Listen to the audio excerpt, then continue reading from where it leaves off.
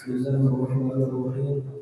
الحمد لله رب العالمين، والصلاة والسلام على أشرف الأنبياء والمرسلين سيدنا ومولانا محمد الأمين وعلى آله وصحبه أجمعين. اللهم صل وسلم على سيدنا محمد صلاة تغفر بها الذنوب وتصلح بها القلوب وتنطلق بها العصوب وتلين بها الصعوب وعلى آله وصحبه ومن إليه المنسوب. سبحانك لا علم لنا إلا ما علمتنا إنك أنت العليم الحكيم، ولا حول ولا قوة إلا بالله العلي العظيم العزيز العليم عند كل حرف كتب ويكتب أبد الآبدين ودهر الداهرين. أما بعد، yang sama-sama kita muliakan dan kita ta'zimi, kita hormati para habaib dan wasyaraif, para alim ulama wal asatid, istimewanya bil khusus yang mulia al-mukarram al-habib Ali Zainal Abidin al-Jufri wa uladih, wal habib Amirullah al-Habashi, wal habib Hamzah ibn Ahmad Sufyan al-Idrus, dan para habaib yang lainnya yang tidak dapat ulun sebutkan nama beliau satu persatu, namun tidak mengurangi rasa hormat dan ta'zim ulun kepada beliau semua. Dan juga yang kita muliakan para alim ulama, istimewanya bil khusus guru kita yang mulia Guru Abdul Hadi, Guru Ahmad Ghazali, Guru Musyairi, Guru Muhammad Nur, dan juga khusus guru kita Khadimul Majlis Akhifillah Guru Muhammad Abrar, dan juga para guru-guru yang lainnya, juga Guru Usman Al-Bantani, dan juga guru-guru yang lainnya yang tidak dapat ulun sebutkan satu persatu nama beliau, namun juga tidak mengurangi rasa hormat dan ta'zim ulun kepada beliau semua. Juga yang kita muliakan, kita hormati hadirin wal hadirat al-muhibbin al-muhibbat rahimakumullah. Dengan mengucap alhamdulillah, kita bersyukur kepada Allah Subhanahu wa taala yang mana pada malam ini kita telah dikumpulkan di majelis yang mulia, majelis yang penuh berkah, dengan niat yang sama untuk memuji Rasulullah, bersalawat atas Nabi sallallahu alaihi wasallam, dan juga niat untuk talabul ilmi, niat untuk menuntut ilmu. Hadirnya kita di majelis ini adalah merupakan jalan kita untuk menyenangkan hati Nabi Muhammad sallallahu alaihi wasallam. Rasulullah beliau himung benar, gembira, sangat gembira apabila ada umat beliau datang ke majelis ilmu, datang menuntut ilmu.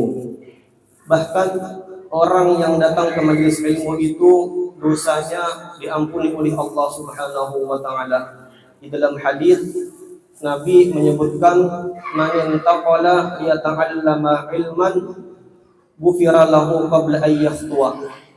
Orang yang intaqala, berpindah, maksudnya bergerak. Seseorang yang bergerak dari rumahnya menuju tempat majelis ta'lim untuk menuntut ilmu, maka diampuni dosa-dosanya qabla ayyakhtuwa, sebelum dia melangkah keluar dari rumahnya.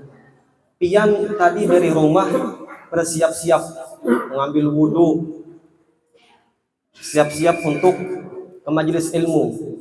Sebelum pian keluar dari rumah, itu dosa pian sudah diampuni oleh Allah Subhanahu wa taala.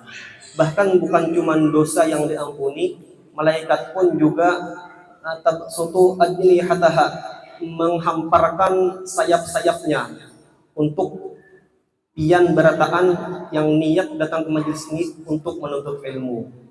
Kenapa malaikat itu sangat gembira, suka?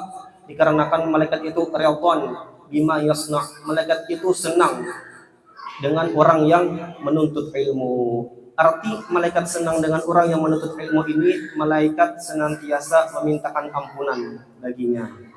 Semakin jauh rumah pian menuju majelis ilmu, maka semakin panjang, semakin banyak doa ampunan dari para malaikat.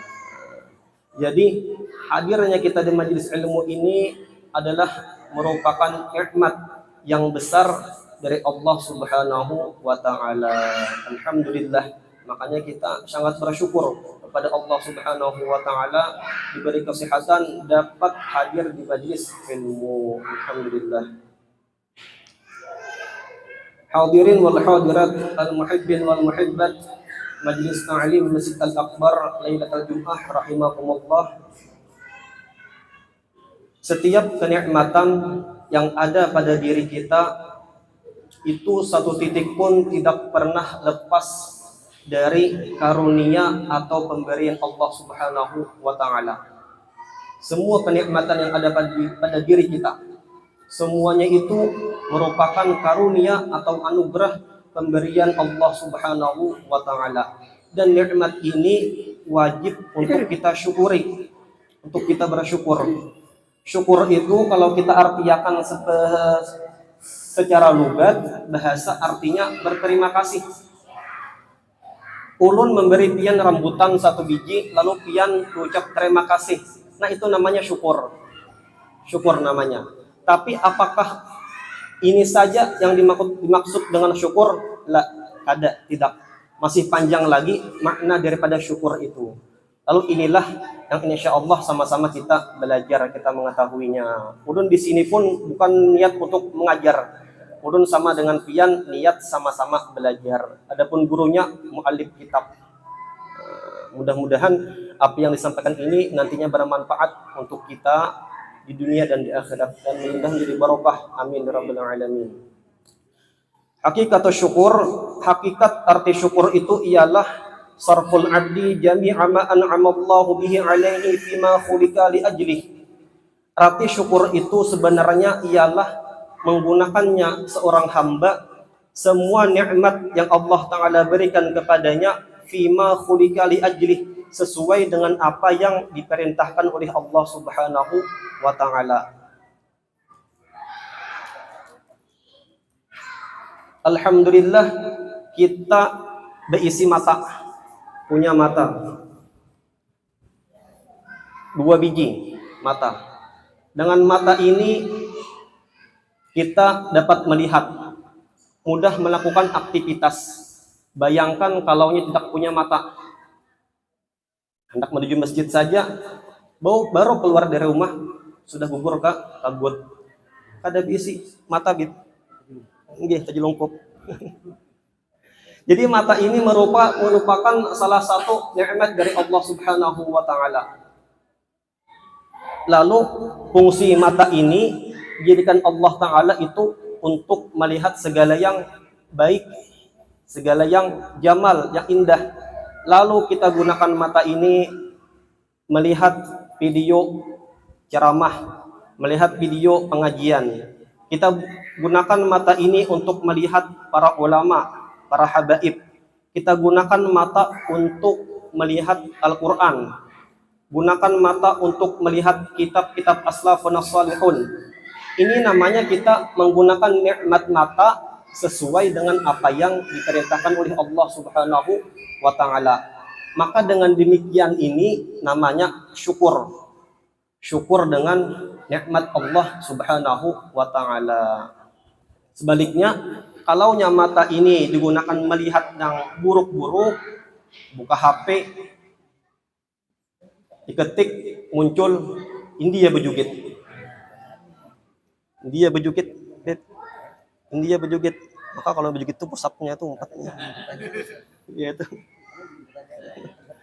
Melihat yang kada baik-baik, yang buruk-buruk, ini sama saja kufur dengan nikmat mata tersebut. Kufur dengan nikmat Allah Subhanahu wa taala. Wa huwa qaidun ni'mah wa sababul mazid.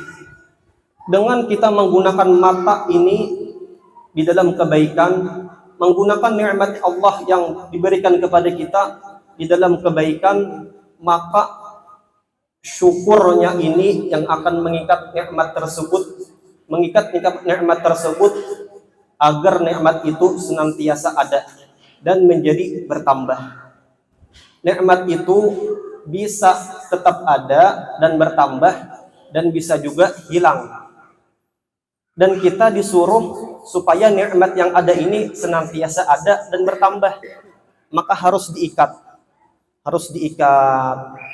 Kayak apa caranya mengikat? Maka mengikatnya itu dengan bersyukur, menggunakan nikmat tadi kepada kebaikan, apa yang disuruh oleh Allah Subhanahu wa taala. Sebaliknya kalau nikmat tadi digunakan kepada yang buruk, maka nikmat tersebut akan dicabut, diambil oleh Allah Subhanahu wa taala. Lalu syukur itu terbagi menjadi 3. Wa yakunu syukru bil qalbi wal lisan wal arkan. Syukur itu terbagi menjadi 3 macam. Yang pertama syukur dengan hati. Yang kedua syukur dengan lisan, dengan lidah. Yang ketiga syukur bil arkan, dengan anggota tubuh kita. Yang pertama apa itu syukur dengan hati? Maknanya ialah al-ilmu wal i'tiraf anna jami'an ni'ami min fadlillah ta'ala. Kita mengetahui dan mengakui bahwasanya semua nikmat yang ada pada diri kita itu merupakan semata-mata pemberian oleh Allah Subhanahu wa taala. Nikmat kita yang ada ini semuanya merupakan pemberian Allah Subhanahu wa taala, dan ini harus kita tanamkan di dalam hati. Kita yakini, kita akui bahwa semua nikmat yang ada pada diri kita semata-mata pemberian Allah Subhanahu wa taala. Ini namanya syukur dengan hati. Syukur dengan hati. Mengakui nikmat itu pemberian Allah Subhanahu wa taala, bukan semata-mata dikarenakan usaha kita, bukan. Hari ini jualan alhamdulillah laku semua. Untung banyak. Lalu di dalam hati, ya Allah, alhamdulillah hari ini jualan aku laku, habis terjual dan untung banyak. Lalu di hati mengakui ini adalah pemberian Allah. Nah, ini namanya syukur dengan hati. Syukur dengan hati. Yang kedua, wasyukru bil lisan. Syukur dengan lidah itu ialah al-iktsaru minas sana 'ala Allah jalla wa ala wa tahaddutsu bi ni'amih. Syukur dengan lisan itu ialah memperbanyak puji-pujian kepada Allah Subhanahu wa taala dan menampakkan nikmat tersebut. Contohnya,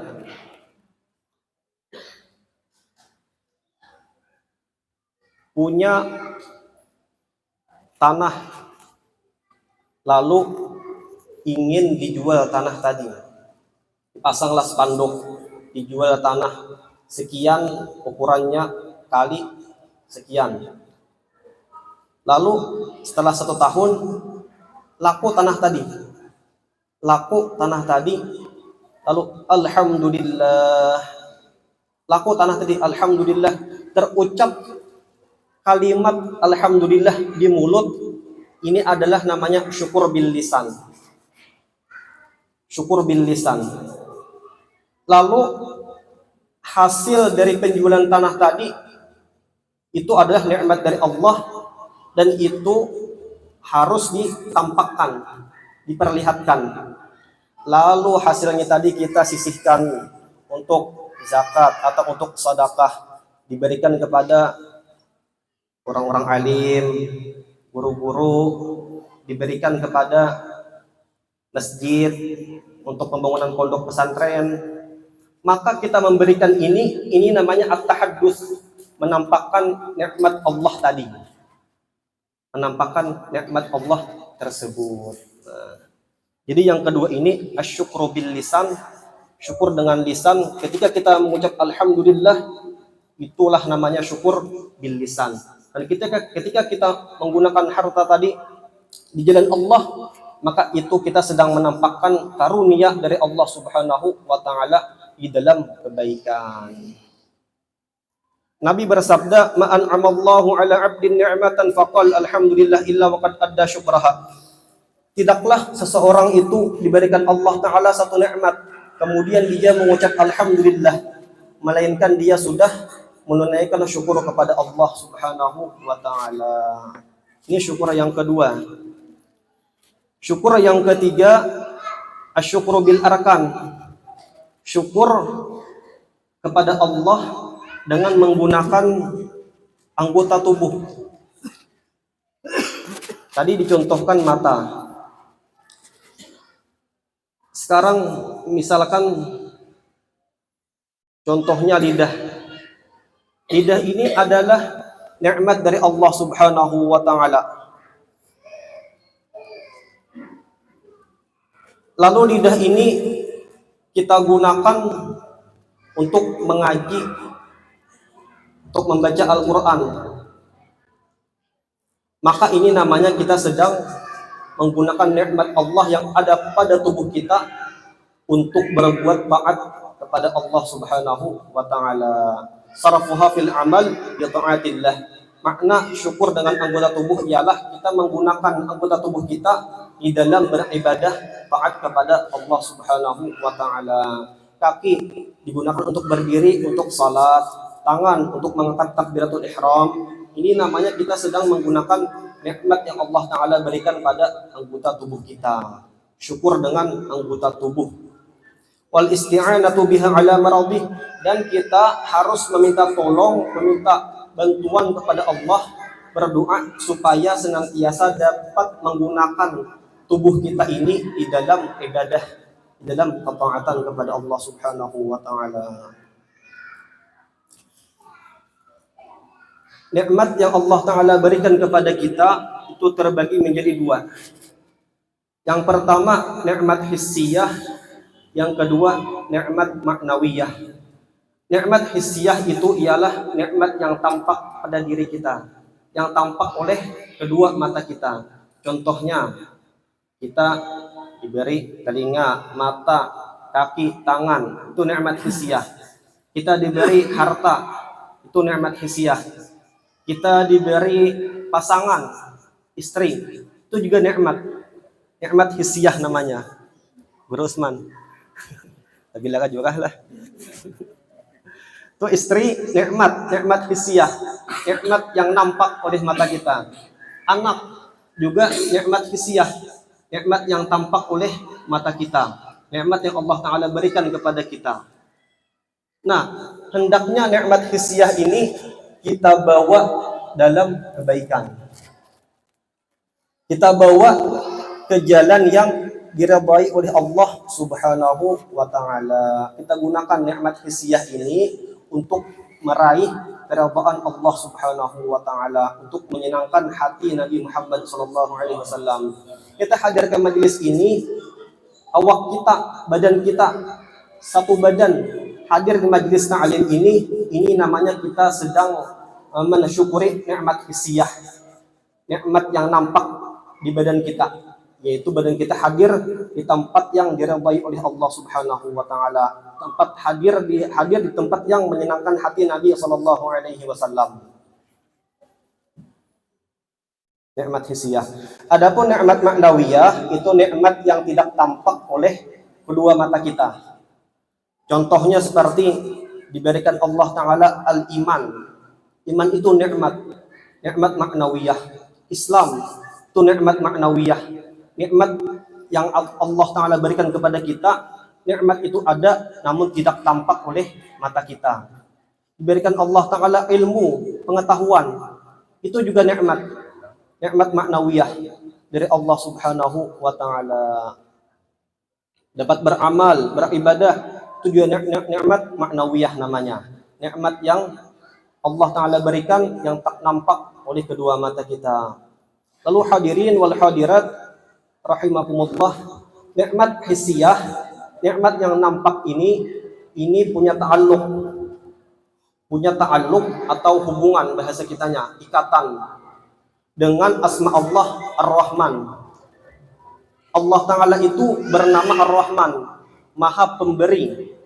Semua makhluk Allah taala satu pun tidak ada yang luput dari pemberian Allah Subhanahu wa taala. Orang mukmin diberi Allah taala harta kekayaan.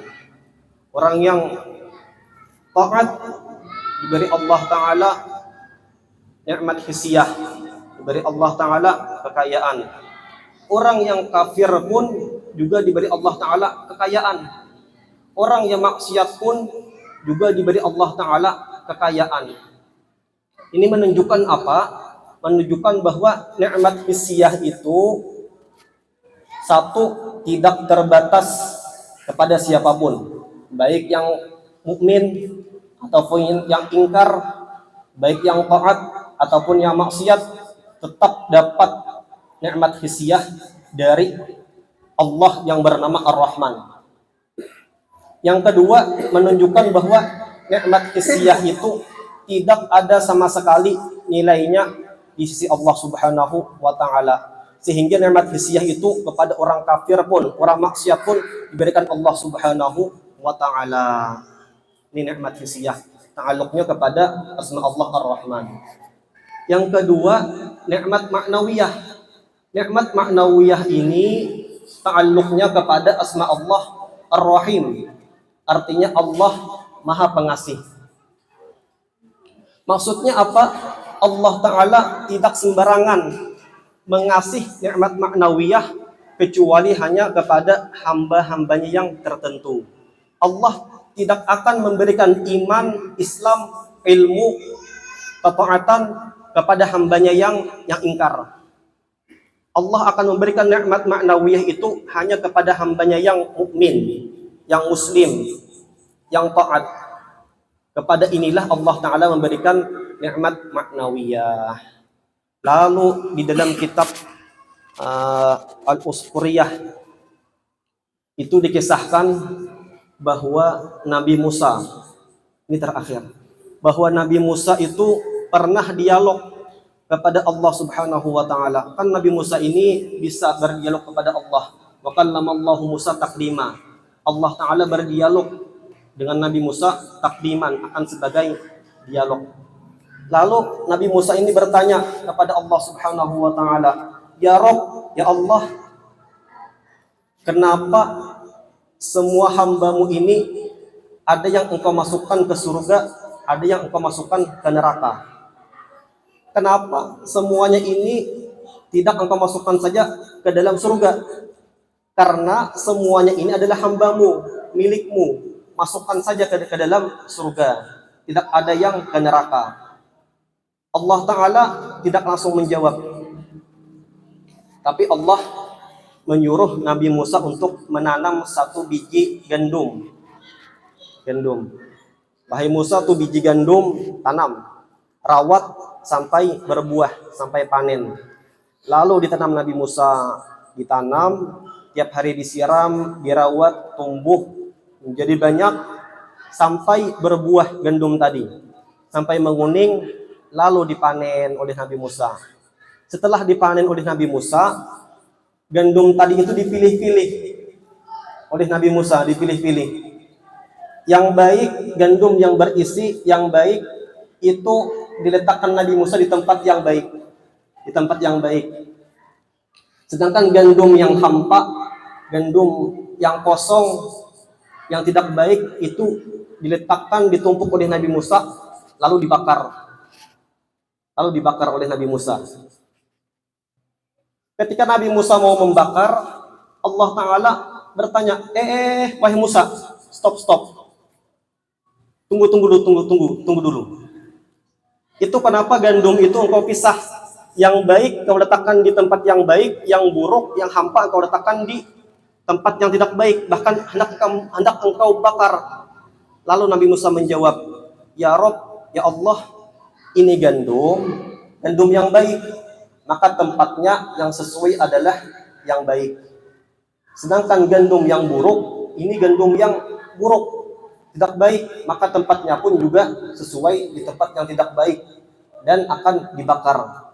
Nah, kata Allah, itulah jawabanku untuk pertanyaanmu yang dahulu.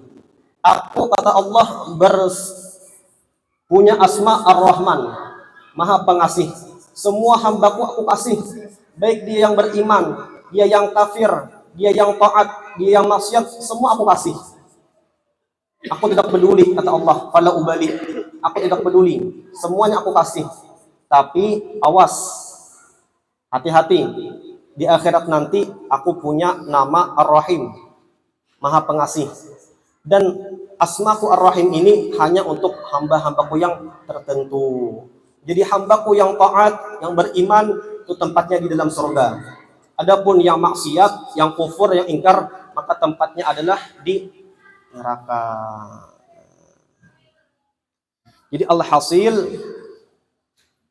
apabila kita mensyukuri nikmat Allah Ta'ala yang Allah berikan kepada kita, kita lakukan dalam ketaatan, dalam ibadah, dalam kebaikan, maka syukur tadilah yang akan mengikat nikmat itu senantiasa ada dan menjadi sebab nikmat itu bertambah.